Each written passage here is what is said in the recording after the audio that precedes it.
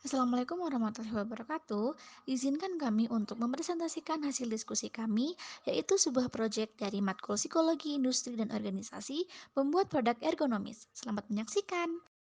Sebelum kita membahas lebih lanjut mengenai proyek kami nih teman-teman, izinkan kami memperkenalkan diri terlebih dahulu. Dengan saya, Devitanisa Maharani, dan saya akan mewakili dua teman saya yang lain, yaitu Cikal Khayati Nabilah dan juga Mutiara Viva. Terdapat 3 gambar yang bisa teman-teman lihat yang berada di belakang saya. Nah, 3 gambar tersebut salah satunya menunjukkan gambar seorang gadis sedang membawa payung yang berada di bahunya dengan kedua tangannya, seperti ini. Dan juga di gambar yang lain menunjukkan orang yang sedang membawa barang belanjaan dan juga membawa payung di saat yang bersamaan. Mengenai payung nih, pasti kalian gak asing dong dengan payung yang biasa kalian pakai saat hujan. Nah, ternyata menurut KBBI, payung ini juga bisa dipakai pada saat cuaca terik loh teman-teman.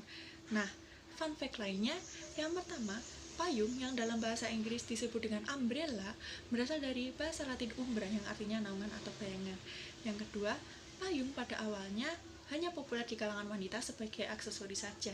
Yang ketiga, payung baru populer digunakan oleh kalangan laki-laki setelah dipopulerkan penggunaannya oleh musafir dan penulis Persia bernama Jonas Hanway yang pada saat itu rutin menggunakan payung di hadapan masyarakat Inggris, dan pada saat itu payung disebut dengan Hanway.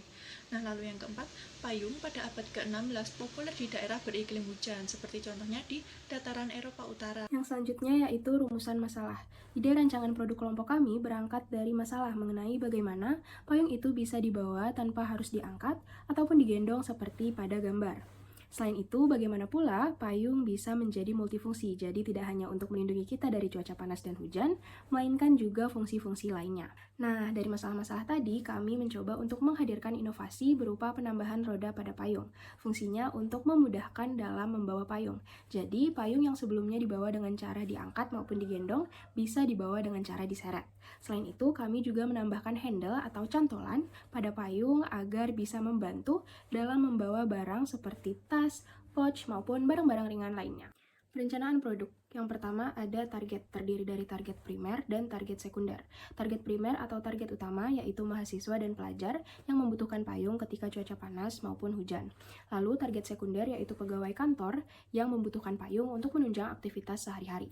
Selanjutnya, produksi. Di dalam produksi sendiri terdapat 7 tahapan.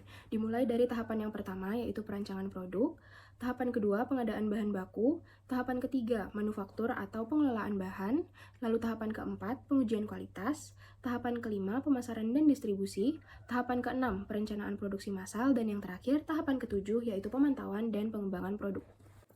Alat dan bahan. Jadi, alat dan bahan yang dibutuhkan dalam membuat produk ini yaitu payung panjang dengan ujung yang lancip, kemudian 2 roda kecil, lem G, 2 kepala hanger pakaian yang nantinya akan digunakan sebagai handle atau cantolan, lalu karet gelang, lakban hitam, dan double tap.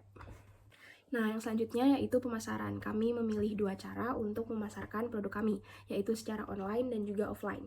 Di mana secara online kami akan memposting produk kami melalui sosial media seperti Instagram maupun Facebook dengan harapan mampu menjangkau grup yang berisikan ibu-ibu. Dan secara offline kami akan memperkenalkan produk kami secara tatap muka atau face. Next, step by step how to make our product. Jadi terlebih dahulu kita siapkan alat dan bahan yang dibutuhkan. Lalu kita mulai dengan memastikan payung dalam keadaan tertutup. Lalu kita buat tatakan roda dari kardus bekas yang dilapisi dengan lakban hitam. Tujuannya biar kardus ini menjadi padat. Setelah jadi, kita bolongi kedua sisi kardus untuk nantinya dimasukkan ujung roda.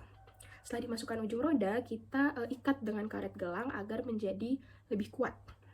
Nah, kalau tatakan rodanya sudah selesai, tinggal kita tempelkan di bagian atas payung. Jadi ini bagian atas payung, kemudian ditempelkan di tengah, di antara kedua roda. Di sisi lain, kita buat cantelan atau handle dengan menggunakan 2 kepala hanger yang sudah dipotong, lalu disatukan dengan isolasi dan karet gelang, dan nantinya akan menjadi berbentuk seperti ini. Nah, kalau udah jadi, tinggal kita tempelkan di bagian gagang hanger. Dan step terakhir itu opsional, bisa diberi pelindung pada kepala hanger agar tidak melukai pengguna.